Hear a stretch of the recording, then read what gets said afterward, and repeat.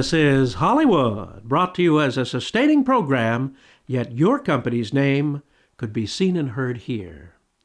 This is your pal Matías Bombal, and in watching the new release from DreamWorks Studio, The Fifth Estate, I said to myself, it's finally happened. The star of this story is not really a person, but a website. And the power we invest into something intangible, the internet, which affects us in a real way.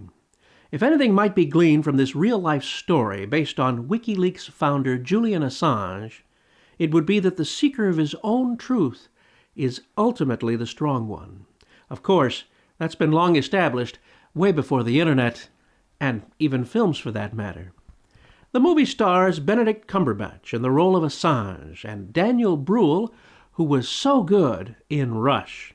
In this feature, he plays the role of Daniel Domscheit-Berg, who wrote the book Inside WikiLeaks, My Time with Julian Assange at the World's Most Dangerous Website, on which the story is based. Cumberbatch plays the role with an aloofness of the real person captured, as you'll see in this scene with Daniel Bruhl. 14 pages in The Guardian, 12 in the New York Times. This is more coverage than all the leaks we have had combined.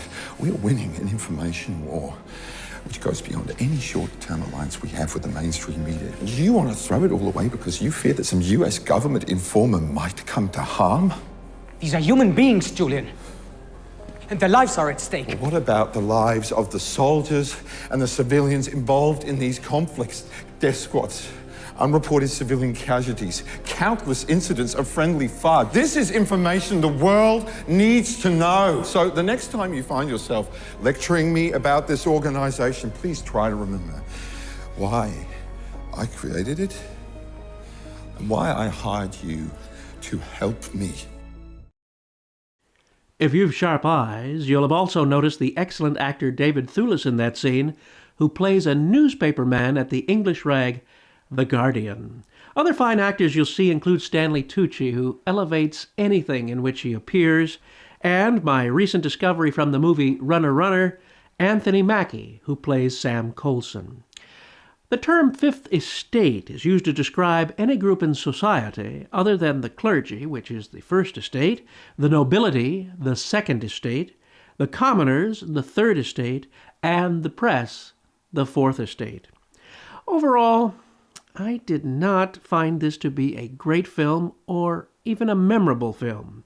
There were some nice touches, such as a crane shot of Assange, clearly inspired by a publicity still photo of the film classic Citizen Kane, and a dreamlike office setting with no ceiling other than gray clouds, with a sea of desks behind Assange, just like a shot of office desks in King Vidor's silent masterpiece The Crowd from 1928, later copied in The Apartment in 1960, and once more in The Trial by Orson Welles in 1962. These moments aside, though, I kept thinking if I were to cut out all of the close-ups of people typing on their computer keyboards, the movie might be just over an hour in length rather than just over 2 hours as it stands now. In those 2 hours, at the advanced screening I attended, 2 members of the press fell asleep and started snoring within 2 rows of me. That's not generally what's meant as a film being a sleeper. I can't say that I recommend this movie, but as always, you may find it intriguing. This is your pal Matías Bombal, bidding you a fond farewell.